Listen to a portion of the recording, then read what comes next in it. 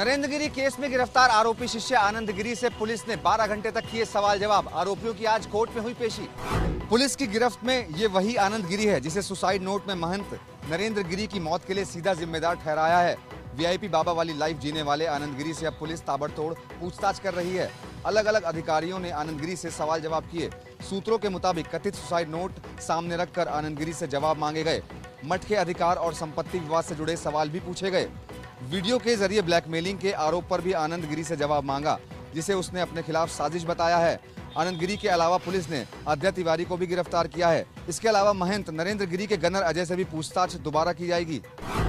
पूरी पूछताछ में आनंद गिरी अपने ऊपर लगे सभी आरोपों को खारिज करता रहा और ये कहता रहा कि उसके खिलाफ एक बड़ी साजिश की जा रही है। अब पुलिस हरिद्वार से मिले आनंद गिरी के लैपटॉप, मोबाइल फोन और दूसरे सबूतों को फोरेंसिक जांच के लिए भेज रही है।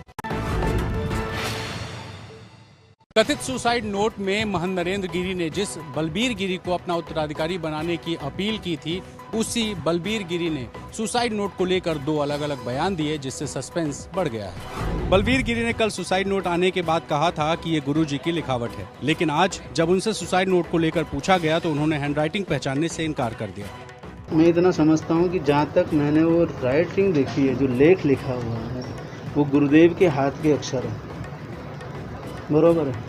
नहीं, मैंने पहचानता और मैंने सरकार को, सभी को यही बोला है कि जो जांच का विषय है, ये जांच का विषय सरकारों का है। जो एजेंसियां, इनका कार्य है, ये निकालें दूध का दूध, पानी का पानी। फालतू बोलने से कोई अर्थ नहीं निकलता। दरअसल मौके से जो सुसाइड नोट मिला है, उसको लेकर तमाम तरह के दावे चल रहे हैं। दावा ये भी है कि सुसाइड नोट महंत नरेंद्र गिरी ने लिखा ही नहीं, और इसके बाद बलवंत गिरी ने जो बयान दिया, उससे इन दावों को और ज्यादा हवा मिलती।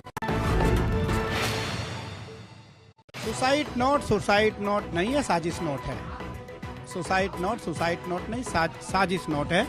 नरेंद्र गिरी जी महाराज की राइटिंग नहीं है। नरेंद्र गिरी जी महाराज कभी इस प्रकार से कोई भी पत्र नहीं लिखते थे। मैं नरेंद्र गिरी जी को बहुत करीब से जानता हूँ, बहुत करीब से जानता था, बहुत ही करीब से। इसलिए नरेंद्र गिरी जी महाराज की आप देखेंगे उसमें कहीं महंत साइन है तो कहीं केवल M मां नरेंद्र गिरी है, तो इसलिए वो साइन भी फेक है। पूज्य नरेंद्र गिरी जी का असमय जाना साधु समाज के लिए, राष्ट्र के लिए बहुत बड़ी क्षति है। जब मीटिंग लिखी जाती थी और हस्ताक्षर करने के लिए कहा जाता था तो 15 मिनट हस्ताक्षर करने में लगाते थे। वो जो आदमी 15 मिनट हस्ताक्षर करने में लगाता होगा, वो अपना सुसाइड नोट लिखेगा, और बहुत बहादुर व्यक्ति। तो मैं तो सुसाइड नोट पर ही प्रश्न चिन्ह खड़ा करता हूं। माननीय मोदी जी से, माननीय योगी जी से, संत समाज की तरफ से अपेक्षा करता हूं कि इसकी गहन जांच होनी चाहिए। क्या ये हत्या है या आत्महत्या, इस षड्यंत्र की जांच नहीं होनी चाहिए? क्या वो सुसाइड नोट जिसमें कई जगह लिखा और मिटाया गया है और उसमें कई तथ्य चौंकाने वाले और सनसनीखेज हैं, ये पूरा मामला पर्दा डाल देना चाहिए जैसे आदित्यनाथ जी कर रहे हैं, या इसकी जांच होनी चाहिए? महंत नरेंद्र गिरी की शुरुआती पोस्टमार्टम रिपोर्ट आई। रिपोर्ट में फांसी से मौत की पुष्टि, बिसरा सुरक्षित रख लिया गया है। आज सुबह महंत नरेंद्र गिरी के पार्थिव शरीर को पोस्टमार्टम के लिए ले जाया गया। स्वरूप रानी नेहरू हॉस्पिटल में 5 डॉक्टरों की पैनल ने पोस्टमार्टम किया। शुरुआती पोस्टमार्टम रिपोर्ट में फांसी से मौत होने की पुष्टि कही गई है। डॉक्टरों ने महंत के पार्थिव शरीर का विसरा भी सुरक्षित रखा है। पोस्टमार्टम की वीडियोग्राफी भी कराई गई है। पोस्टमार्टम की ये शुरुआती रिपोर्ट है। विसरा इसीलिए सुरक्षित रख लिया गया ताकि आगे जरूरत पड़े तो जांच की जा सके। दिवंगत महंत नरेंद्र गिरी को प्रयागराज के बागंबरी मठ में दी गई भू समाधि। मठ से जुड़े हुए साधुओं ने आंसुओं के साथ दी अंतिम विदाई। साधु संतों और श्रद्धालुओं के भारी जमघट के बीच महंत नरेंद्र गिरी को प्रयाग में उन्हीं के मठ में अंतिम विदाई दी गई। दिवंगत महंत को यहीं भू समाधि दी गई। नरेंद्र गिरी को पालथी मारकर बैठी हुई मुद्रा में समाधि दी गई। भू समाधि की प्रक्रिया के दौरान मठ के परिसर में भू समाधि से पहले उस जगह को चारों तरफ से भगवा कपड़ों से ढका गया और अंदर भू समाधि की प्रक्रिया चलती रही। वहां खड़े साधु संतों और श्रद्धालुओं ने भू समाधि बनाई गई। जगह के ऊपर गुलाब की पंखुड़ियां बिखेरी। सबसे अहम बात यह है कि दिवंगत महंत नरेंद्र गिरी को बैठी हुई मुद्रा में ही समाधि दी गई। इस दौरान मठ के दूसरे साधु बिलखते हुए देखे गए। बाद में सभी साधुओं ने उस जगह पर मिट्टी डाल दी जहां नरेंद्र गिरी को भू समाधि दी गई। इससे पहले महंत नरेंद्र गिरी का प्रयागराज के अस्पताल में हुआ पोस्टमार्टम। शुरुआती तौर पर इस पोस्टमार्टम रिपोर्ट में मौत की वजह फांसी लगना ही बताया गया है। यूपी में फिर से अवैध धर्मांतरण का खुलासा। मेरठ से यूपी एटीएस की टीमों ने मौलाना कलीम सिद्दीकी को गिरफ्तार किया। धर्मांतरण के नाम पर विदेशों से आती थी करोड़ों की फंडिंग। तस्वीर में दिख रहे ये वही मौलाना कलीम सिद्दीकी हैं जिन्हें यूपी एटीएस ने अवैध धर्म परिवर्तन कराने के रैकेट में गिरफ्तार किया है। Kaleem Siddiqui global peace centre के अध्यक्ष हैं। मौलाना कलीम की गिरफ्तारी से पहले 2 और गिरफ्तारियां हो चुकी हैं, जिसमें एक का नाम उमर गौतम है। यूपी पुलिस के मुताबिक उमर गौतम को ब्रिटेन की संस्था से 57 करोड़ की फंडिंग की गई थी। इस फंडिंग का पैसा मौलाना कलीम को भी मिला था। अवैध धर्मांतरण के कार्य में लिप्त है और विभिन्न प्रकार की शैक्षणिक, सामाजिक व धार्मिक संस्थाओं की आड़ में अवैध धर्मांतरण का कार्य। यूपी पुलिस इससे पहले भी अवैध धर्मांतरण के रैकेट का खुलासा कर चुकी है। जिस तरह इसमें विदेशी फंडिंग के दावे किए जा रहे हैं, उससे लगता है कि ये पूरा रैकेट अंतर्राष्ट्रीय स्तर पर चलाया जा रहा था। तो ये तो गलत किया जा रहा है। देखिए, गलत किया है और गलत किया जा रहा है। ये तो बीजेपी गवर्नमेंट सिवाय यानी मुसलमानों को घेरने के, मुसलमानों को नुकसान पहुंचाने के दूसरा कोई काम नहीं है। अमेरिका दौरे पर रवाना हुए प्रधानमंत्री मोदी जो बाइडेन के राष्ट्रपति बनने के बाद पहली बार होगी भारतीय प्रधानमंत्री की उनसे मुलाकात। मोदी बोले, उनकी अमेरिका यात्रा से मजबूत होंगे अमेरिका के साथ भारत के रिश्ते। पीएम मोदी आज सुबह करीब 11:30 बजे एयर इंडिया के विशेष विमान से अमेरिका दौरे के लिए रवाना हुए। अमेरिका में नई सरकार के आने के बाद पीएम मोदी का यह पहला अमेरिका दौरा है। इस यात्रा के दौरान भारत और अमेरिका में क्षेत्रीय, वैश्विक मुद्दे और रक्षा जैसे अहम विषयों पर चर्चा होगी। यात्रा पर रवाना होने से पहले पीएम मोदी ने कहा, मैं अमेरिका के महामहिम राष्ट्रपति जो बाइडेन के निमंत्रण पर 22 से 25 सितंबर 2021 तक अमेरिका के दौरे पर रहूंगा। इस दौरान मैं अमेरिकी राष्ट्रपति जो बाइडेन के साथ वैश्विक रणनीतिक साझेदारी और आपसी हितों के विषयों पर, क्षेत्रीय और वैश्विक मुद्दों पर विचार साझा करूंगा। अमेरिका के साथ द्विपक्षीय मुलाकात के साथ साथ क्वाड की शिखर बैठक में भी पीएम मोदी होंगे शरीक। जो बाइडेन के सत्ता में काबिज होने के बाद ये पहली मुलाकात है जिसमें जो बाइडेन और प्रधानमंत्री नरेंद्र मोदी अकेले में गुफ्तगू करेंगे। पूरी दुनिया की इस मुलाकात पर नजर है। अफगानिस्तान में तालिबान के सत्तारूढ़ होने के बाद ये बैठक और भी ज्यादा महत्वपूर्ण हो जाती है। इस लिहाज से जब लगातार अमेरिका की कोशिश है कि वो तालिबान और उस पूरे इलाके में आतंकियों की नकेल कसने के लिए भारत की जमीन का इस्तेमाल करें। हालांकि भारत की सरकार के सूत्रों ने साफ कर दिया है कि भारत अपनी जमीन का इस्तेमाल किसी दूसरे देश की फौज को नहीं करने देगा। इसी बैठक के बाद क्वाड की बैठक होनी है जिसमें भारत, अमेरिका, ऑस्ट्रेलिया और जापान चीन के बढ़ते प्रभुत्व और खास तौर पर हिंद और प्रशांत महासागर के क्षेत्र में उसके बढ़ते आधिपत्य को काबू करने के लिए एकजुट हुए। ये क्वाड की बैठक भी इसलिए भी महत्वपूर्ण है क्योंकि इस बैठक में जलवायु परिवर्तन से लेकर वैक्सीन, कोविड-19 के वर्तमान हालात से लेकर पूरे विश्व की सुरक्षा के मद्देनजर इन कई मुद्दों पर चर्चा होगी। बैठक के बाद प्रधानमंत्री नरेंद्र मोदी सीधे संयुक्त राष्ट्र महासभा के 72वें अधिवेशन को संबोधित करेंगे। यूएन में प्रधानमंत्री नरेंद्र मोदी के दौरे पर पूरी दुनिया की होगी नजर। यूएन के मंच से प्रधानमंत्री नरेंद्र मोदी आतंकवाद और कट्टरपंथ को फैलाने वाले चीन और पाकिस्तान को दे सकते हैं कड़ा संदेश।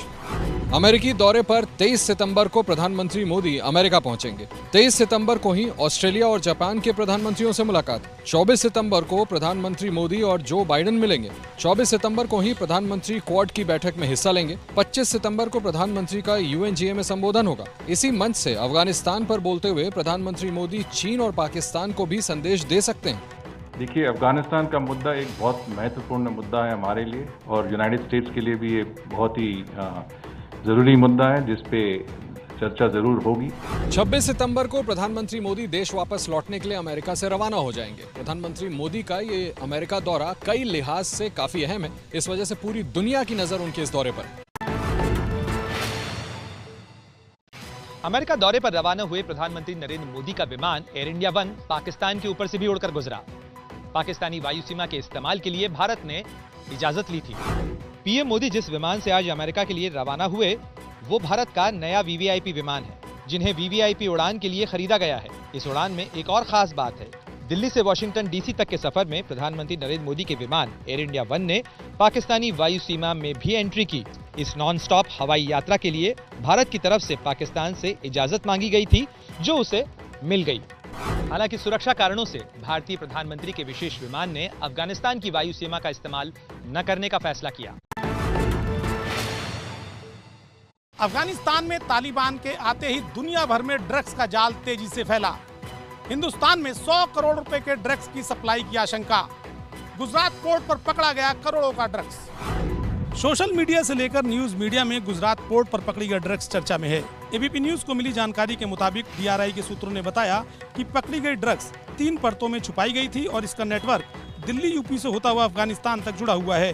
डीआरआई ने दिल्ली और यूपी के नोएडा में 2 जगहों पर छापेमारी की। नोएडा में नशीला पदार्थ बनाने वाली फैक्ट्री का भी पर्दाफाश हुआ है। पूरे मामले में अब तक 7 लोग गिरफ्तार हुए हैं, जिनमें 4 अफगान के नागरिक हैं।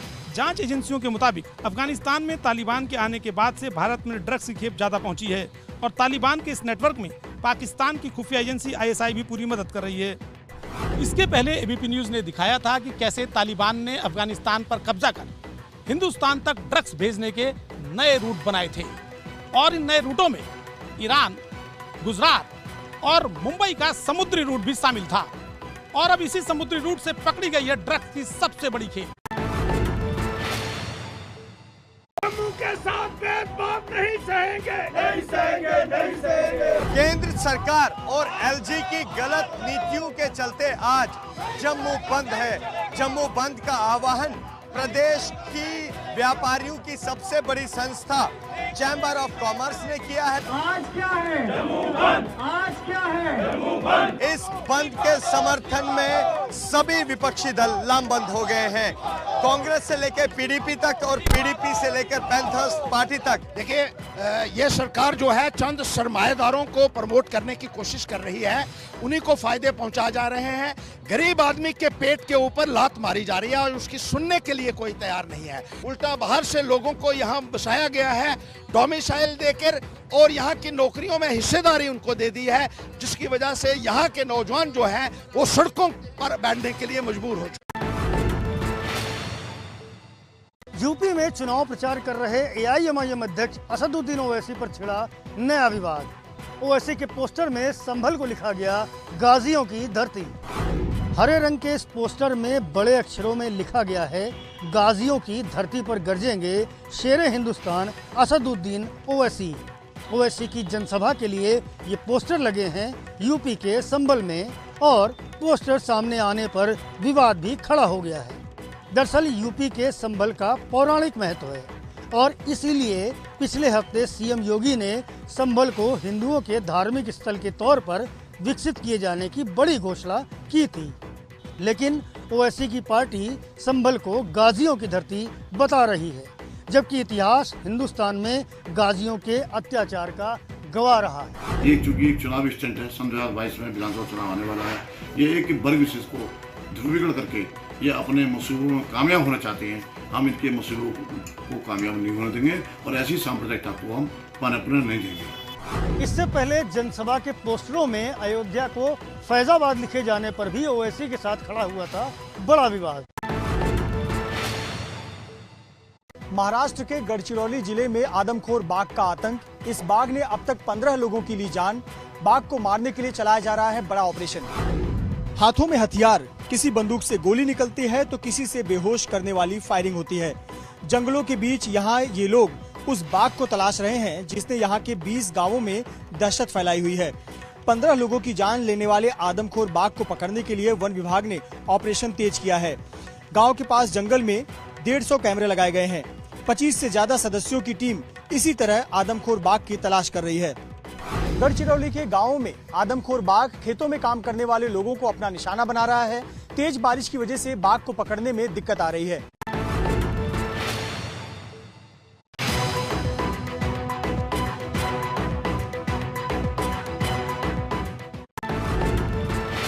तालिबान राग की वजह से रद्द करनी पड़ी है। दावा है कि पाकिस्तान चाहता था कि न्यूयॉर्क में होने वाली इस बैठक में अफगानिस्तान के प्रतिनिधि के तौर पर किसी तालिबानी नेता को शामिल किया जाए, लेकिन भारत समेत दूसरे सदस्य देशों ने इसका विरोध कर दिया। ऐसे में आम सहमति न बन पाने के कारण यह मीटिंग रद्द कर दी गई। सार्क दक्षिण एशिया के 8 देशों का क्षेत्रीय सहयोग संगठन है। इसमें भारत, पाकिस्तान, नेपाल, भूटान, बांग्लादेश, श्रीलंका, मालदीव और अफगानिस्तान शामिल हैं। अफगानिस्तान पर तालिबानी कब्जे के बाद सार्क विदेश मंत्रियों की बैठक में अधिकतर देश अफगानिस्तान की कुर्सी खाली रखने के पक्ष में थे।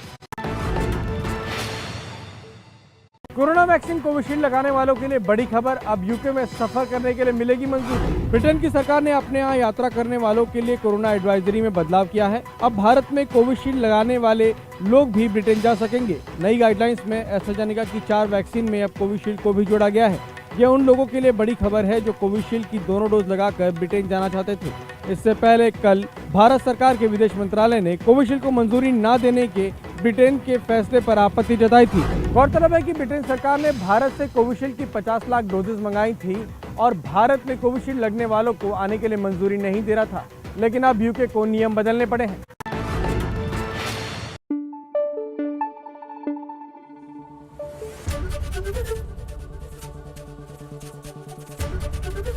एबीपी न्यूज आपको रखे आगे।